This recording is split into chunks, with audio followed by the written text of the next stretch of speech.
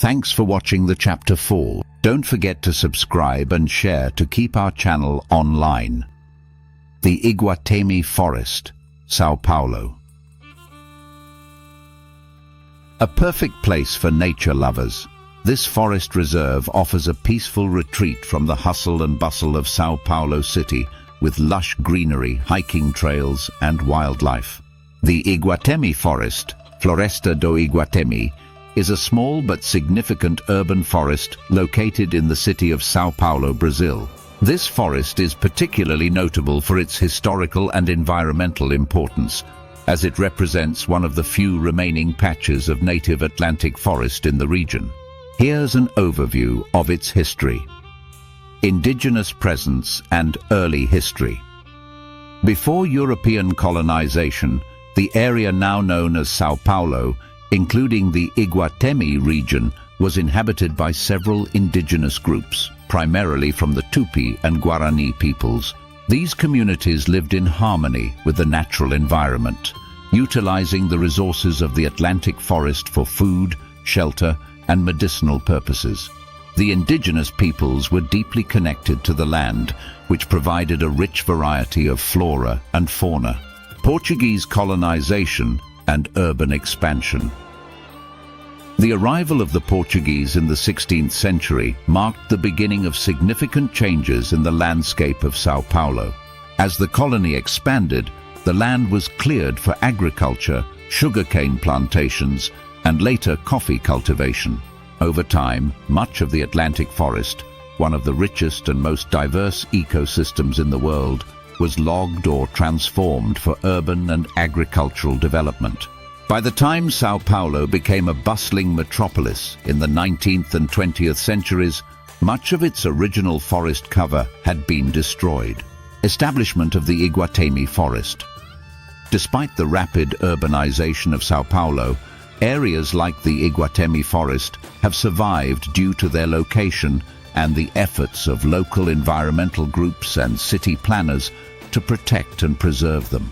The Iguatemi Forest itself is located in the Vila Progredior neighborhood in the western part of São Paulo and is part of a broader network of green spaces within the city.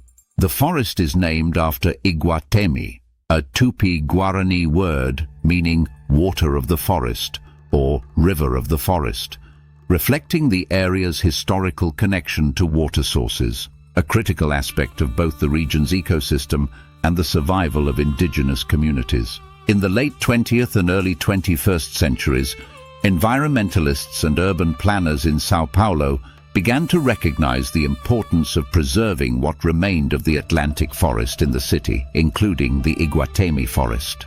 Ecological importance. Iguatemi Forest is part of the larger network of urban forests in São Paulo, which provide essential services such as air purification, temperature regulation, and habitat for wildlife. The forest is home to a range of native plant and animal species, many of which are typical of the Atlantic forest biome. Some of these species are endangered or have limited distributions due to the rapid deforestation that has occurred in the region over the centuries.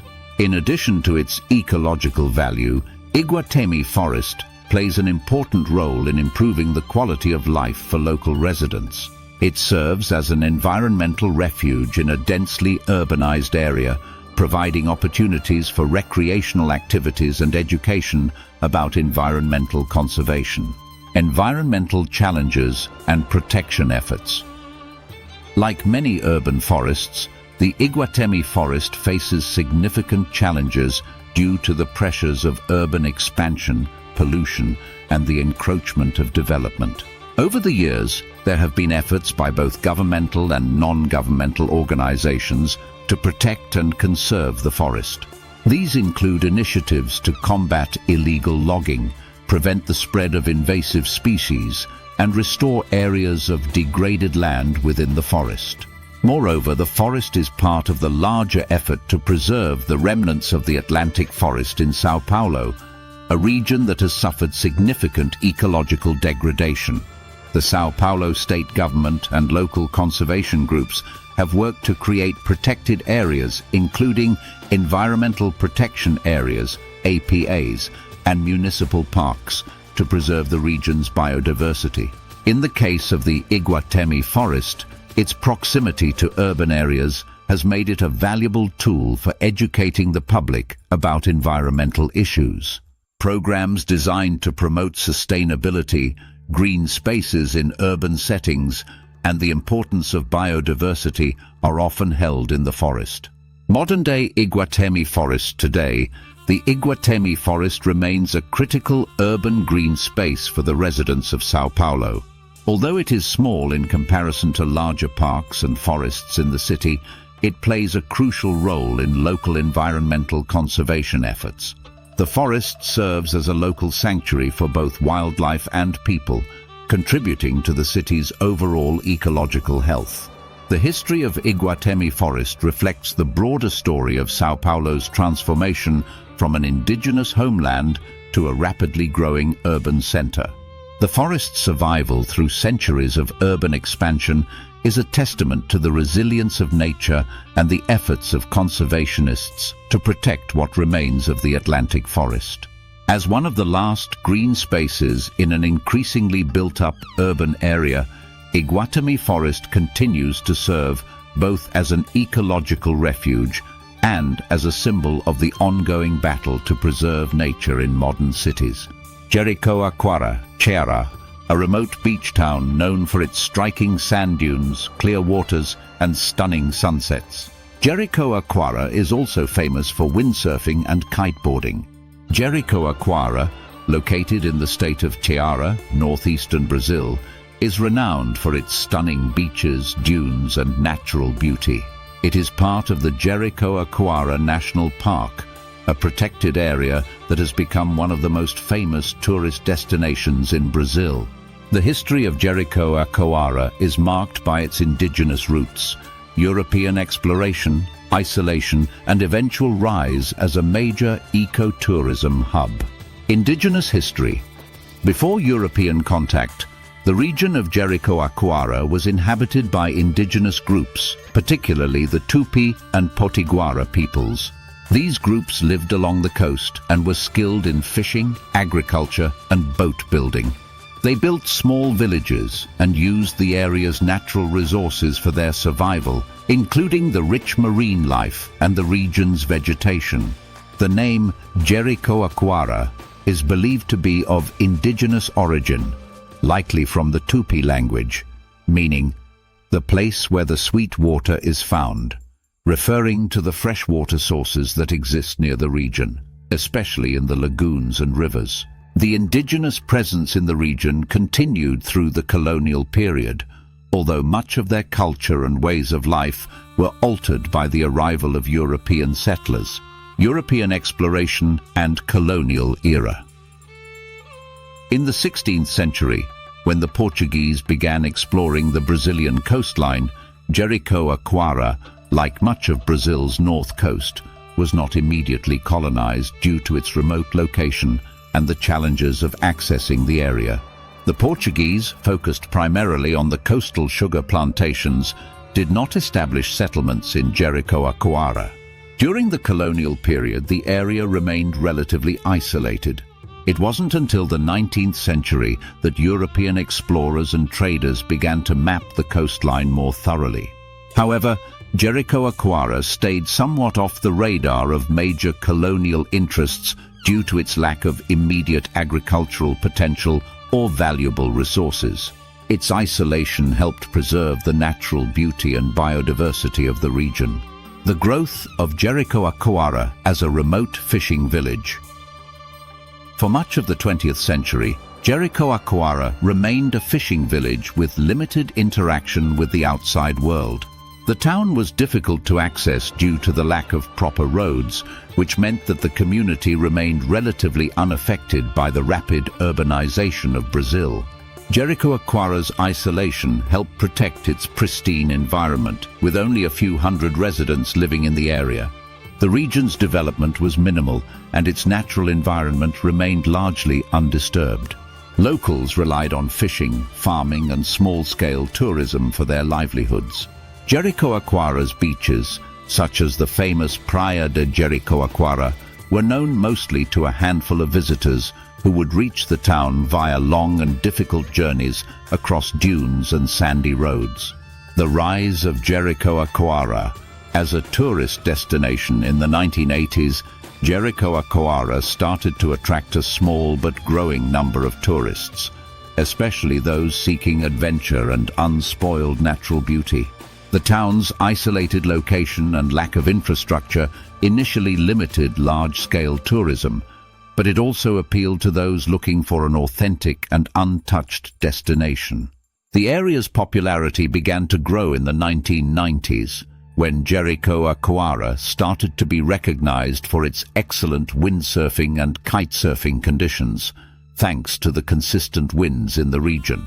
This, combined with the increasing interest in ecotourism, helped bring more visitors to the area.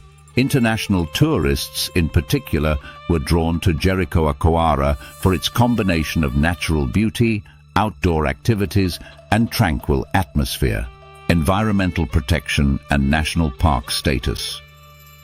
As tourism grew, so did the pressure on the region's delicate ecosystems.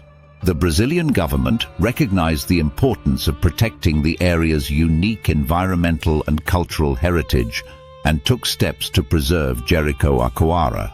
In 2002, the Jericoacoara National Park was officially established, covering more than 8,000 hectares of dunes, beaches, mangroves, and lagoons. The park was created not only to protect the landscape, but also to promote sustainable tourism and preserve the area's biodiversity. The park's establishment helped regulate tourism, ensuring that development in the area would not outpace the local environment's ability to sustain it. Jericoacoara's small town was granted limited expansion rights, and infrastructure development was carefully controlled to avoid overcrowding and environmental degradation. Jericoacoara today. Today, Jericoacoara is one of Brazil's most famous and sought-after tourist destinations. Visitors come from all over the world to experience its stunning dunes, clear lagoons, and excellent conditions for water sports like kitesurfing and windsurfing.